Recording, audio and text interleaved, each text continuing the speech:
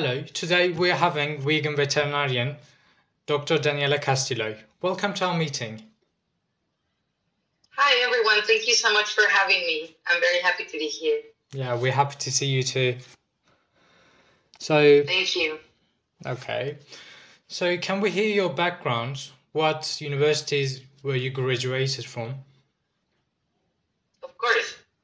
I graduated from Universidad Veracruzana in Veracruz, Mexico. I started in the state of Puebla, public university, but I didn't like it, so I moved to Veracruz. That was a 5-year program. I wanted to go to zoo medicine when I first started vet school. And then during my last year, I did an internship in a zoo, and I realized that's not exactly what I wanted, and it broke my heart just to see all the problems at the zoo from all the animals by being basically enclosed for the rest of their lives. So I decided to, after vet school, to go to Australia, and I studied a master's degree in wildlife conservation. And then after that, I moved to the US and I started working as a wildlife rehabilitator. And that's when I realized I wanted to get my license to practice veterinary medicine in the United States. So I enrolled myself in the program of the AVMA, the ECVFG, which stands for Educational Commission for Foreign Veterinary Graduates. So it's an accreditation program from non-AVMA accredited schools around the world, or graduates. So that took me 4 years to complete, and so I've been a licensed veterinarian in California for almost 8 years now. And currently, I practice high volume, high quality spay neuter surgeries, shelter medicine. I'm this close to have my surgery truck ready to do surgeries for rescues, shelters, public, and farm sanctuaries. And I do pro bono work for wild animals. So my passion is wildlife rehabilitation, but it's hard to get a job there. But my passion is surgery as well. So that's what I'm doing at the moment. What would you describe being a vegan? I would describe being a vegan as a person that follows a lifestyle that originates from a philosophy or a social justice movement that believes that we should abstain from using any animal products on our food, on our clothing, our entertainment, transportation, and even cosmetics as much as feasible. That's what veganism means to me, and that's what I do. Everything that I can buy or purchase or contribute, I put my money on vegan products and animal cruelty products. Okay. What led you to become a vegan? So I became originally vegetarian when I was 15. First of all, I wanted to be a veterinarian since I was like 5 years or whenever I had memory of being, talking and conscious. And at 15, I told my parents that I did not want to eat my future patients. By then, of course, I had as animal companions, dogs, cats, turtles, fish, geese. I always wanted to be close to animals and just be around them. I always respect them and love them. So at age 15 in Mexico, I told my parents I don't want to eat them. And they were a little bit scared, so they didn't let me be completely vegetarian. So I became pesco-vegetarian. They thought I was going to die of, malnutrition or something. So then I was vegetarian during vet school. I was consuming eggs and cheese.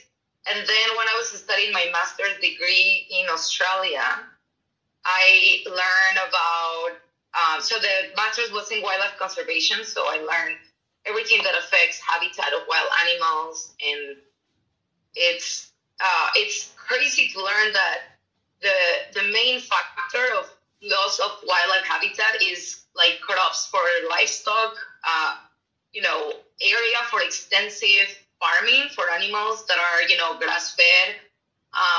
So the area that we use for crops is to feed these animals that then like people are gonna eat. So like if we have like a a square kilometer of crop that we can feed to like 20 vegetarians or 20 vegans instead of like one cow, and that cow is just gonna feed like a few people. So the main, cause of dead ocean zones and use of drinking water is, dairy, beef, pig, and poultry production. So I learned that, and it really, like, if I wanted to save wildlife, then I needed to also, and during my class, my last presentation for my class, Attitudes to the Environment, which is a philosophical view of the environment. I was giving a presentation about animal rights, specifically the case of the dairy cow. So I explained how we artificially inseminate these animals, and then we remove their babies, take their milk during their, lactating period, and we sell those babies for veal. And then after those 5 years, the production lowers, and then we send them to the slaughterhouse. And the professor asked me if I was vegan, and I said, no, I'm vegetarian. And then he said in front of like 40 people of my master's degree that I was a hypocrite because I was speaking about these horrible things that we do to dairy, but I was still contributing to it. And I wanted to stick my head in the hole, in the ground. I was so embarrassed, but it really made me consider, I just wanted to be coherent 100% as a human, like with my ideas that I've been having since I was a kid about loving and respecting animals. I wanted to be completely coherent and consistent, with that love and respect. So the most natural step for me was to become vegan. So I did on December 1st of 2010. So I am 100% ethical vegan.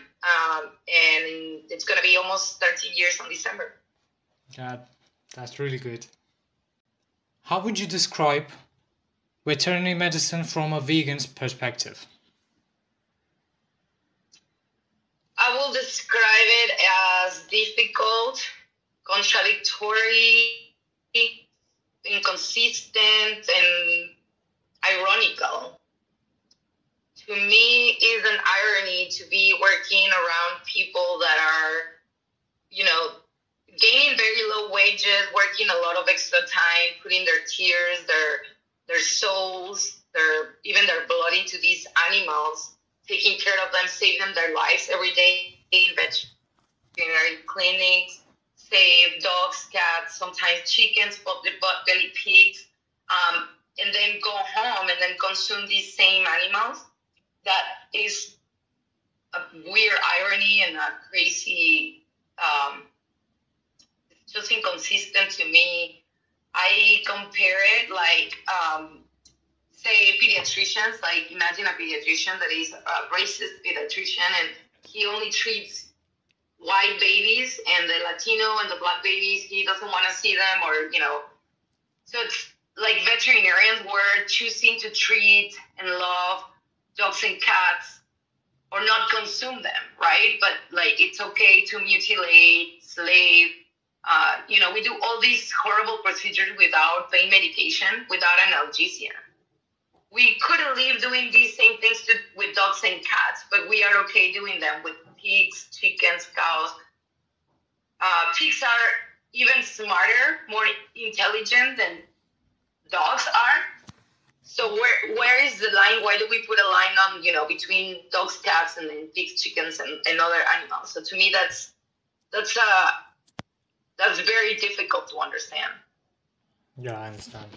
In your opinion, are there any advantages and disadvantages of being a vegan veterinarian? If so, what are they? I think the advantages could be, in general, plant-based diets are healthier. So I consider my person a pretty, healthy, like I'm, thin, and I can do a lot of things. As we might know, a lot of these highly cholesterol content animal products are contributing to obesity and diabetes. So I see that a lot in the vet field, and Like, it's just sad to me. And even people talk about, eating bacon and eating all these high fat, foods, and then they're not really healthy. So it's just proof that removing cholesterol from your diet is the best thing you can do. So I see that as an advantage. Another advantage is that you are 100% coherent with what you're saying and doing. So, like, I know a lot of vegans actually pursue services from vegan veterinarians because they want to have a veterinarian that will respect all species. So that's another little advantage. At the moment, I wish there will be more vegans in the veterinary field, but the disadvantage, and unfortunately, is that there's not that many. So sometimes you feel isolated if you're working in a clinic with, 15 plus people and nobody else is vegan. So that's the disadvantage. People will discriminate against you and even bully you because of your choice to not hurt any of our patients. Okay. Next question. What do you think about artificial meat, also known as cultured meat? Does it have a future in the world food industry? Yes, I think that is the best idea. I 100% support it. I personally would not consume it because I'll probably get really sick since my body is not used to it anymore. But I think it's the future. I think it should be the future. To me, it makes sense to, from one animal to just culture and feed the population, than having hundreds and billions of animals in these horrible conditions, contributing to the environmental disaster that it's already in place, and I don't know if we're going to stop it, but also for, just ethical reasons. Yeah. So if we can save all these animals, I 100% support this culture meat, and I hope it's the future and more people will support agree. it. Yeah. Okay, thank you. Thanks. Next question will be, what do you think about the meat consumption under the definition of you being an animal doctor? I think of the words contradictory and conflicting. Again, to me, it's conflicting to be around people who claim to love and respect animals, who have dedicated a lot of their life to study and save animals, to actually have the knowledge of animals being highly intelligent, conscious, their nerve systems, and how they are so similar or even more complex than human beings. So that if we know that fact and we know how animals are treated in the farms, for example, all the mutilations that pigs go through, like the ear cropping and the teeth and the tail, castration without any pain control, analgesia, or even, local blocks in the majority of farms. To me, it just doesn't make sense that you are okay sitting down 3 times a day to consume the product of a highly conscious, intelligent animal that suffered and until the last moment of their life. Because every animal wants to live. No animal is telling you, yes, take my life for you to consume, for you to have 5 minutes of pleasure in your tongue. Like, it's totally fine. No animal is ever going to tell you that. So a lot of people are waking up, like, just by being around a dog and a cat, you know that animals are here with us. They sometimes are our best companies, and a lot of people consider them their friends. And I consider my cats my kids. So my husband and I chose to not have human kids, but these 3 felines are like our life. We call them, they're like the owners of our paychecks. But anyway, so if you understand and you have that connection with animals, it's just so hard for me to understand that you are okay if there are options. There's enough plant-based options for bacon, for eggs, for butter, for ice cream, for anything that you tell me, there are a vegan option. There is a vegan option. So if that is an option, then why do you choose to go on the aisle and grab a product that is contributing directly to the mutilation and the suffering and the unnecessary slaughter of these animals that you claim that you love?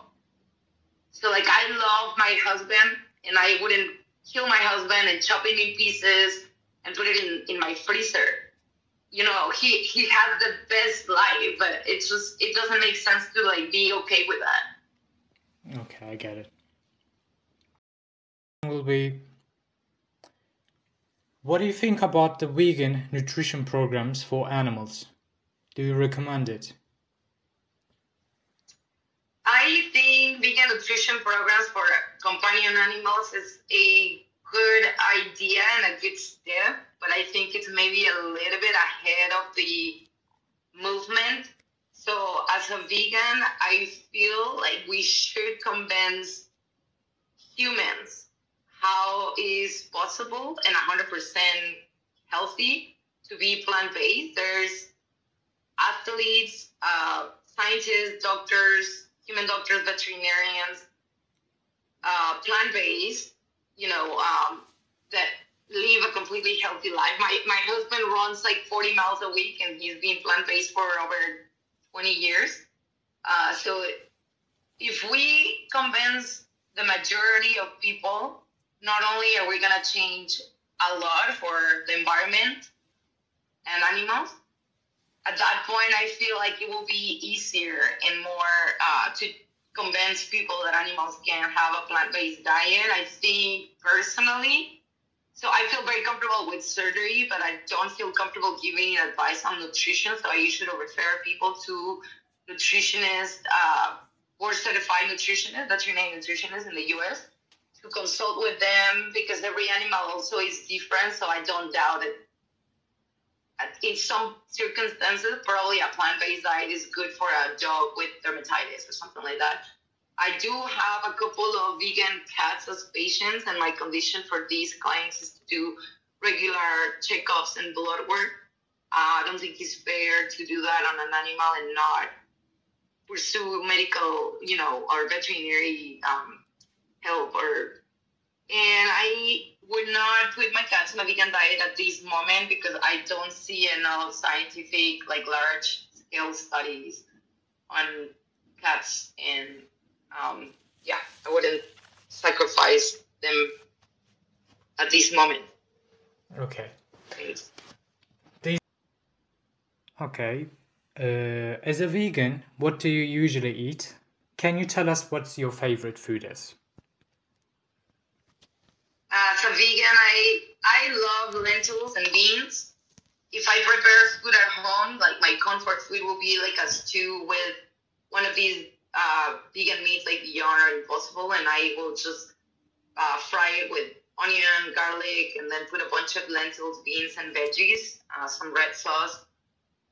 I live in Los Angeles, and it has around 100% vegan restaurants. So my husband and I love going around and visiting new vegan places and trying the food and seeing how delicious and how many options of vegan food there are. And so restaurant food is my favorite food. Okay, I get it. Thanks. Okay. Thanks. These were all. Thank you for attending. Is there anything you would like to say? I would just like to thank you for being interested in this topic. I really hope this opens the minds and the hearts of future veterinarians, whoever is watching these.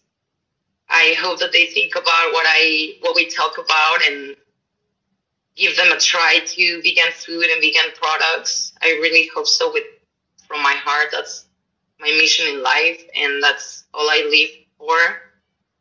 As a vegan, and many, many vegans, veterinarians and non-veterinarians, we truly believe that we want to save animals, by being vegan and by trying to make people vegan. So I hope that, I thank you so much for having me. Thank you for attending.